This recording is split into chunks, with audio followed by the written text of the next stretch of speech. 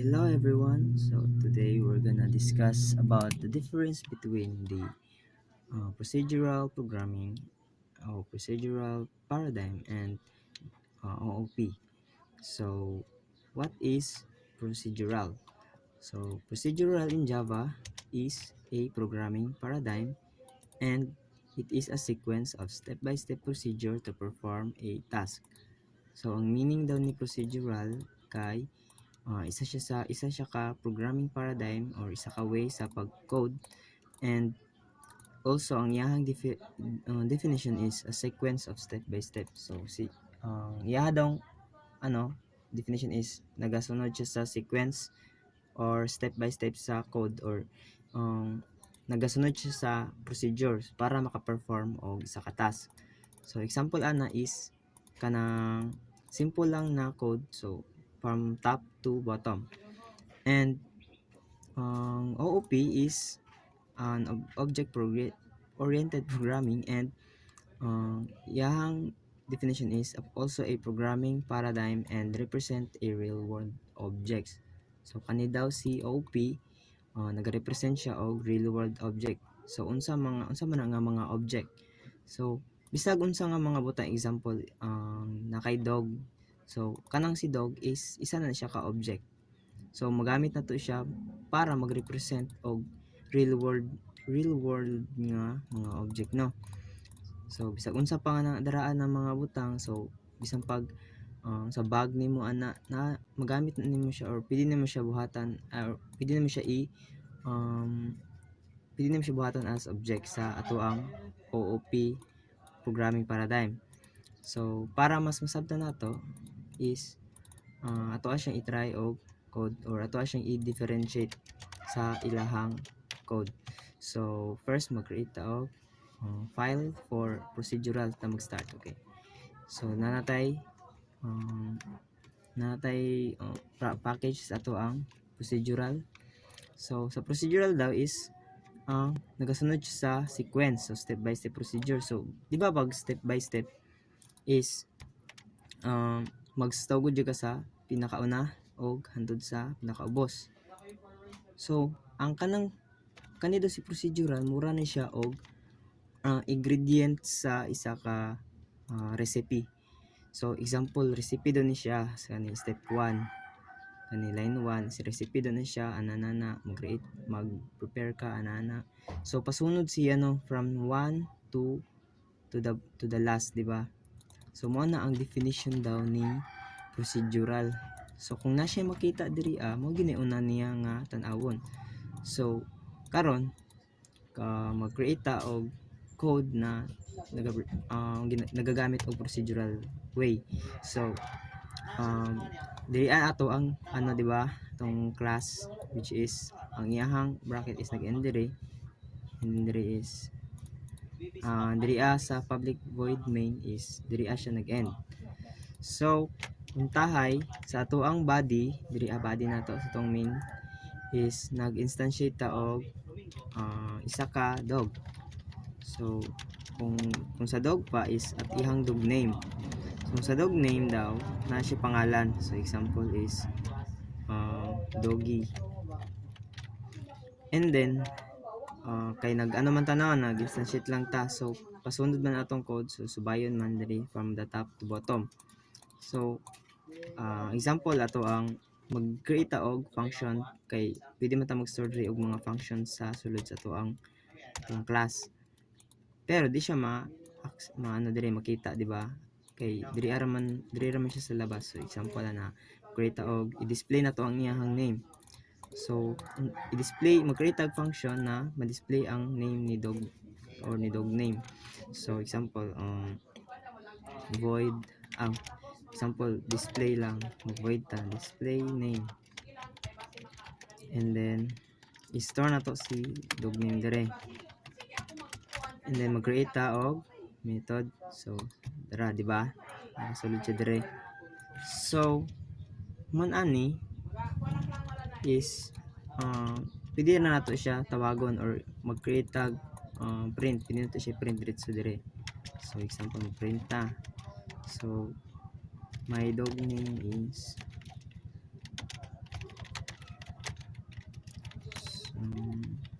class dog name.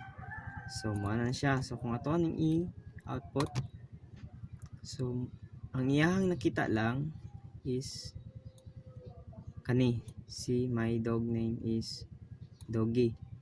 So ang iyahang flow is nag-start jud na siya diri and then nakita niya nag-instantiate ka og dog name, which is ang value niya is si doggy, and nakita siya og function, which is ang name is display name. So pagkakita niya sa baba nga naay display name nga method, so diri na ma-store ang katong kani dog name, which is mo ni ang iyang parameter.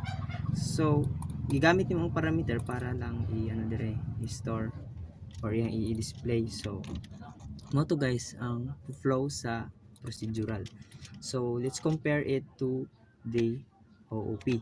So di ba sa OOP is nagarepresent siya og real world object. So kung create na putag another class, which is wait.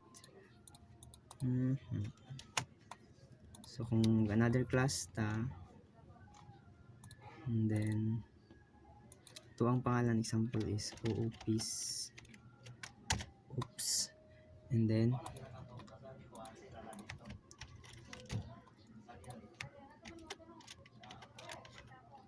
okay. So si OOP di ba kay ano daw siya, represent real world. So kung nag-represent siya real world, so kung tayo mo niya tong main, di ba? Main method na to. So diri na to ipang display. Kay ang dagan man sa gud sa ang dagan sa kaning OOP is lang siya, yung flow is same dito pero mag-create nag-involve siya og methods or function and inheritance. So mag-inherit na ang mga kuanana, pero pwede gyapon siya pwede gyapon dili, kay pwede ra ka mag-create og mga instantiation or mga attributes of the object. So kung tahay diri atong main, di ba? So kung tahay mag-create ta og object so sa atong object example naman tay object, no? So atong i-create na object, so class man atong i-create. So atong i-name example diri is dog di ba? So diri sa dog nato, di ba mo na to ang main atong one class name, and then diri sa sulod ani is wait lang ako nakakalimtan. So sorry guys, diri dai sa procedural mo ni ang syntax na katong ganiha, main class, public class. So straight lang. So diri tong main body niya, then whole class atong naay mga method. And then sa OOP daw niani yang syntax. So diri ang yang class object, so kani si class dog, and then ang yang attributes, so dara na si attribute 1 and attribute 2 of the object. So kung tahay diri atong attributes, no? So example nag-instantiate tag mga attributes diri. So example string attribute 1. So si string attribute na 1 na to is the name daw, string name sa dog. So, and then ang second is int or age niya. So naka-instantiate na ta, so wala pa na siya i-store nga value. So para ma-store na to value, ang mga attribute is mag-create ta og object na or ato ang constructor. So atong object as a constructor, so tawagon na to siya, and then i-store na to atong mga mga attributes. So string, okay, so wait lang. So string man ato na lang i-same di. Hindi na pwede mag-number. So age. So para na to siya, matawag na to iyang current instance, no? Magamit ang this nga keyword, no? And then this age. So next is natay mga methods. So ang kaning niya ni guys is need gyapon nato ni siya sa ato ang object, sa ato ang OOP, kay para natay ma-return or natay ma-display na mga or magamit nato niya nga atong class. Kay kung igo lang ta butang og mga attributes din wala dito mga functions. So unsaan na to pag pag create og OOP, di ba? So di ba ang meaning sa OOP man gid is naga-involve siya og functions and inheritance. So mag create lang ta og example na nag-involve og function. So dire atong function example, void display info daw. So unsay info ni dog? So si info ni dog ang display info daw ni dog is, so yung name daw kay si name, and then si yahapong age is last age. So i-concatenate na to diri guys at iyang mga value. So wala pa ni siya ma-output diri sa tong main kung dili nato siya gamiton ang iyang object. So para mag-create ang object diri sa main, mag-create og dog dog, tawagon nato yung class name which is si reference niya, and then ang atong object na ang object variable diri is si dog nga gamay and then new dog. So natay nakita diri na name og age. So mao do ni ato ang duha ka variable or atong duha ka variable name, si name ug age. So need na to mag-instantiate diri og mga value para ma-store na to siya, matawag siya sa constructor, and then ang katong ilahang mga parameter diri is i-store diri sa kaning name which is kani sa attributes. So kung iyahang current instance na karon is kato, is pwede na to siya ma-update na siya diri di ba? Kay diri man ang atong first value, so wala pa value diri and then diri na value, so diri na pa value, di ba? So example, ang iyang name daw kay naka-string man ta, so example is Dogi na, and then iya daw age example is 5.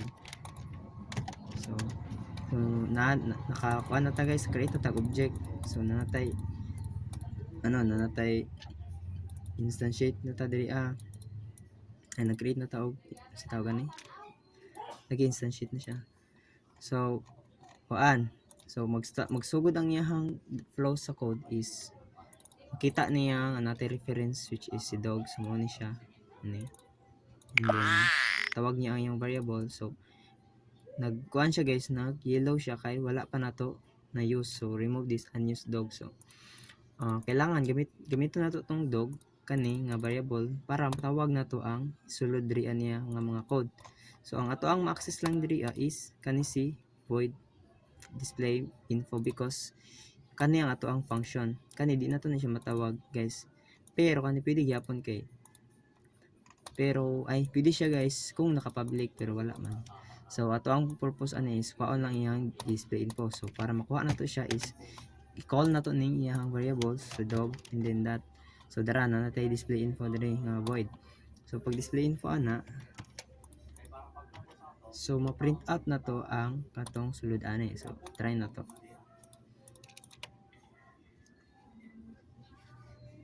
Diba? So sa iyahang kalahian sa duha, so kung ira na to si diri so ang flow sa iyahang code is diri sa procedural is from una to diri diba? And then sa PCAS diri sa tuang OP is nag-start siya from main method. So diri same lang gyapon flow, pero pagkakita niya nga na object, so nibalhin siya og class. So nakita niya nga na atong yung reference nga class, and then diri na pud siya nagtan-aw.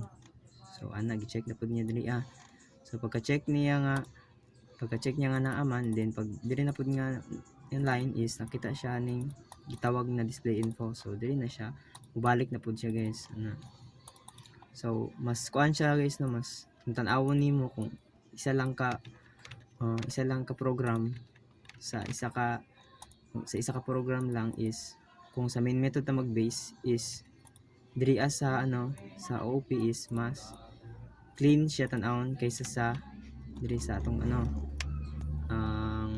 diri sa procedural. Kay kung makita nato diri ba untahig na daghan na kay tag mga diri mga methods diri daghan na kaya di ba libog na kay siya guys then diri kay bisan pag daghan kay kag methods diri guys, bisa pa lagi ano na nimo i-override na nimo siya diri na di na siya, basta pag i-override nimo hindi mag-create kag mga balik-balikon na nimong log display that info kay pwede ra gyud kina diri guys, mas limpyo gyud siya tan-awon kay di na ma-hide man gud niya ang mga functions or ang iyahang process sa isa ka function. So mo to ang iyahang kalahian guys sa procedural and OOP in Java. So I hope na mayroon kayong natutunan guys.